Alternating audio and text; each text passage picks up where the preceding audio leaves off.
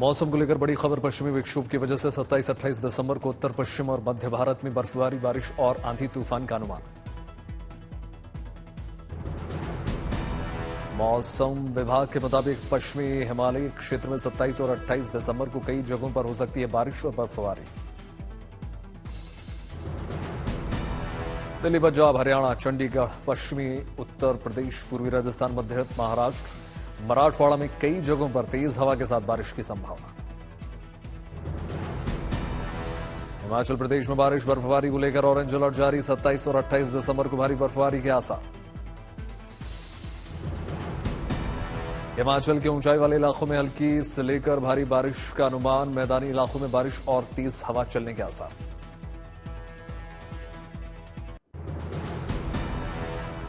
उत्तराखंड में भी मौसम को लेकर अलर्ट। 27 और 28 दिसंबर को बारिश और बर्फबारी की संभावना।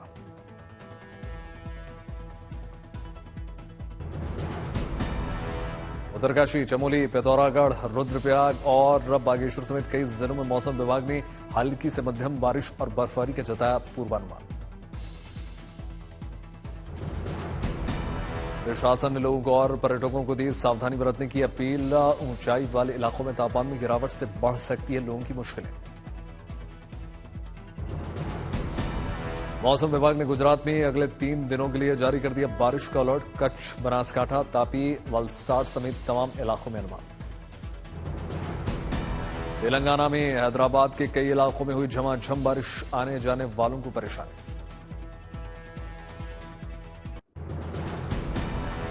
महाकुंभ के लिए अखाड़ों से जुड़े साधु संतों के आने का सिलसिला लगातार जारी। धूमधाम और गाजे-बाजे के साथ श्री शंभू पंच अग्नि अखाड़े ने मेला क्षेत्र में प्रवेश किया। सन्यासी परंपरा के अखाड़े में श्री शंभू पंच अग्नि अखाड़े की पेशवाई निकाली गई।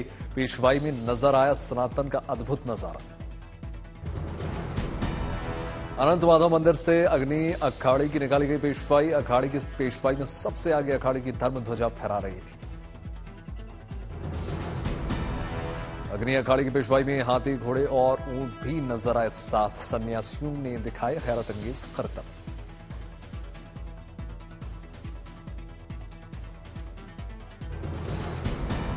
पेशवाई में शामिल संत महात्माओं के दर्शनों के लिए सड़क किनारे श्रद्धालुओं की उमड़ी भीड़। लोगों ने साधु संतों पर बरसाए फूल।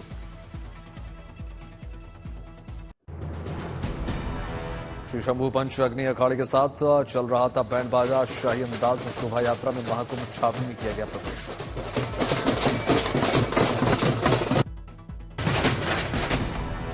प्रयागराज में संगम पर युद्ध स्तर पर जारी है महाकुंभ की तैयारियां। ड्रोन से ली गई शानदार तस्वीरें।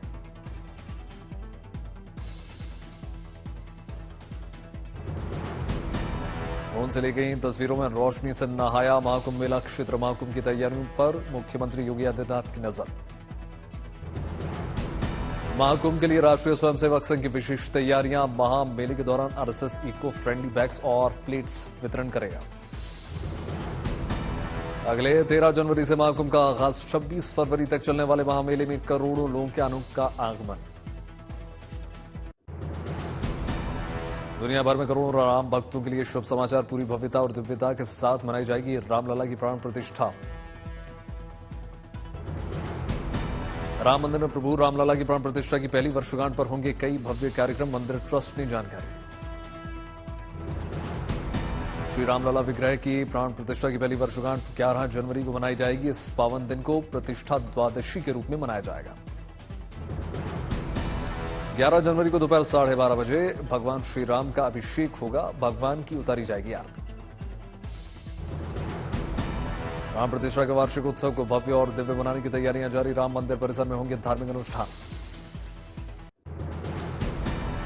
वैदिक मंत्रोच्चार के साथ गूंजेगी प्रभु श्री राम की नगरी अयोध्या। यजुर्वेद के मंत्रों के साथ हवन। कार्यक्रम में श्री राम मंत्र का 6 लाख बार होगा जाप। हनुमान चालीसा का भी पाठ होगा। शाम 5:30 बजे से 7:30 बजे तक होंगे सांस्कृतिक कार्यक्रम। रामचरितमानस प्रवचन का भी कार्यक्रम। श्री राम जन्मभूमि तीर्थ क्षेत्र में श्रद्धालुओं को कार्यक्रम में शामिल होने के लिए किया गया आमंत्रित। 22 जनवरी से 2024 को अयोध्या राम मंदिर में रामलला की हुई थी प्राण प्रतिष्ठा। प्रधानमंत्री मोदी, मुख्यमंत्री योगी आदित्यनाथ सहित देश की मशहूर हस्तियां शामिल हुई थी। प्रधानमंत्री मोदी कल स्वामित्व योजना के तहत लाखों लोगों को देंगे सौगात। 50 लाख से ज्यादा संपत्ति मालिकों को संपत्ति कार्ड दिया जाएगा। प्रधानमंत्री मोदी वीडियो कॉन्फ्रेंसिंग के जरिए संपत्ति कार्ड वितरित करेंगे। 200 जिलों के 40,000 गांवों में संपत्ति मालिकों को दिए जाएंगे संपत्ति कार्ड। बजट में सरकार मिडिल क्लास को दे सकती है राहत। सूत्रों के हवाले से खबर। सालाना 15 लाख तक की आय वालों को टैक्स में कटौती संभव। भारत के स्पेसएक्स मिशन को लेकर गुड न्यूज। पीएसएलवी C-60 के साथ स्पेसएक्स सैटेलाइट को जोड़ा गया। 30 दिसंबर को श्रीहरिकोटा से लॉन्च किया जाएगा स्पेसएक्स मिशन। स्पेस डॉकिंग तकनीक वाला दुनिया का चौथा देश बन जाएगा भारत। भारत मंडपम में वीर बाल दिवस कार्यक्रम। प्रधानमंत्री नरेंद्र मोदी ने समारोह में शिरकत की। प्रधानमंत्री मोदी ने बच्चों से बातचीत की। 17 बहादुर बच्चों को मिला राष्ट्रीय बाल पुरस्कार। भारत मंडपम में सांस्कृतिक कार्यक्रम का आयोजन। गुरु गोविंद सिंह जी के 2 छोटे साहिबजादों को समर्पित है।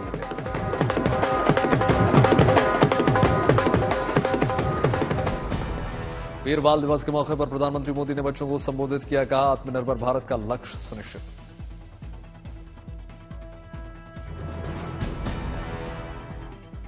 मैं अपनी युवा शक्ति से कहूंगा कि वो जिस सेक्टर में हो उसे बेस्ट बनाने के लिए काम करे। सोनिया गांधी का केंद्र पर वार। कहा, महात्मा गांधी की विरासत खत्म करना चाहती है सरकार। खड़गे बोले, सभी संवैधानिक संस्थाओं पर हो रही है कब्जे की कोशिश।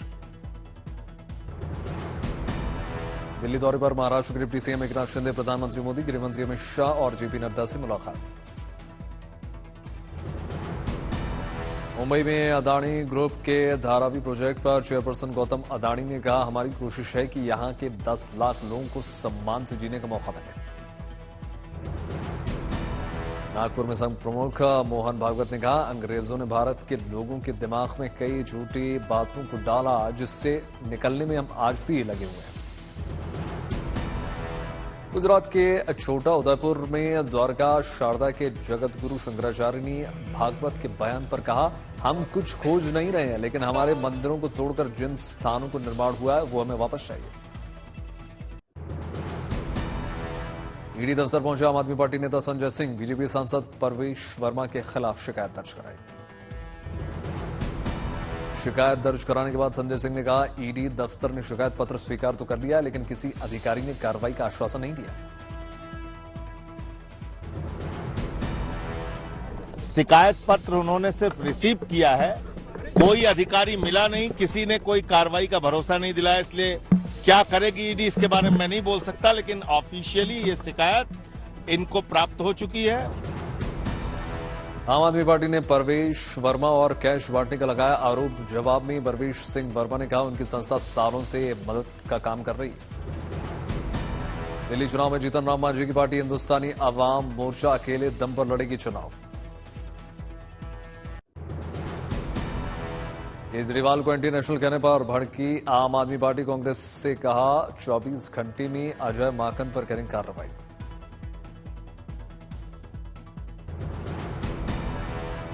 बोलने का जो दुस्साहस अजय माकन और उनकी पार्टी ने किया है, मैं मांग करता हूं कांग्रेस पार्टी से कि 24 घंटे के अंदर अजय माकन के खिलाफ कार्रवाई करें।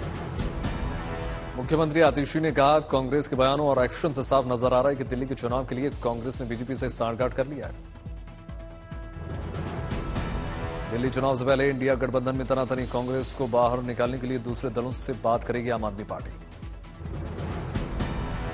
दिल्ली में केजरीवाल के खिलाफ बीजेपी का विरोध। महिला मोर्चा ने जमकर नारेबाजी की। केजरीवाल को बताया झूठा।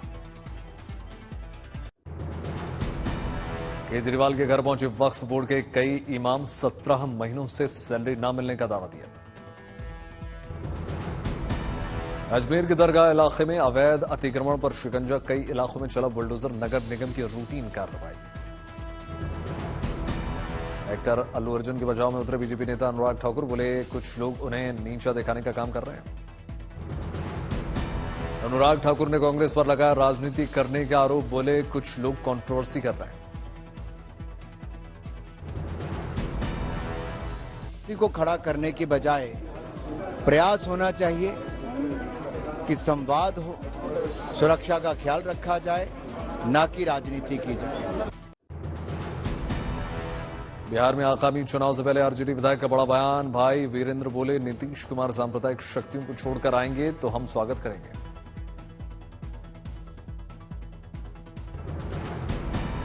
सांप्रदायिक शक्तियों को छोड़कर आते हैं और उनका भी मन भर चुका है सांप्रदायिक शक्तियों से रहकर, देशद्रोहियों के साथ नहीं रहने की इच्छा है, तो आए तो निश्चित रूप से हम। लेकिन सर, पटना में बीपीएससी अभ्यर्थियों पर हुए लाठीचार्ज पर हंगामा, अभ्यर्थियों को समर्थन करने के लिए पहुंचे सांसद पप्पू यादव। पटना में लाठीचार्ज पर सियासी संग्राम, लालू ने नीतीश सरकार पर साधा निशाना, कहा लाठीचार्ज गलत है। बीपीएससी मामले पर तेजस्वी ने एक्स पर लिखा, एनडीए के नेता बीपीएससी परीक्षार्थियों को पुलिस से पिटवाकर इस गुंडागर्दी को उचित ठहरा रहे हैं। बीजेपी को साल जमकर मिला चंदा, साल 2023-24 में लोगों, ट्रस्टों और कॉरपोरेट घरानों से मिली कुल 2,244 करोड़। कांग्रेस को मिला करीब 289 करोड़ रुपए चंदा, पिछले साल की तुलना में 200 करोड़ ज्यादा। बीजेपी और कांग्रेस को सबसे ज्यादा चंदा प्रूडेंट इलेक्टोरल ट्रस्ट से आया है। उसमें बीजेपी को 730 करोड़ और कांग्रेस को 156 करोड़ रुपए मिले।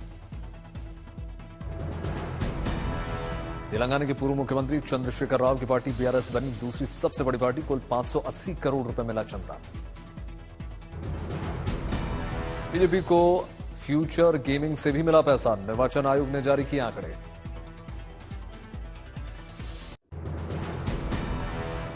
संभल मस्जिद विवाद को लेकर बोले साक्षी महाराज का, भारत मंदिरों का देश है, जगह जगह जो मंदिर निकल रहे हैं उसमें कोई आश्चर्य की बात नहीं है। विश्व हिंदू परिषद का बड़ा ऐलान, हिंदू मंदिरों पर सरकारी नियंत्रण समाप्त करने के लिए लॉन्च करेगी अभियान।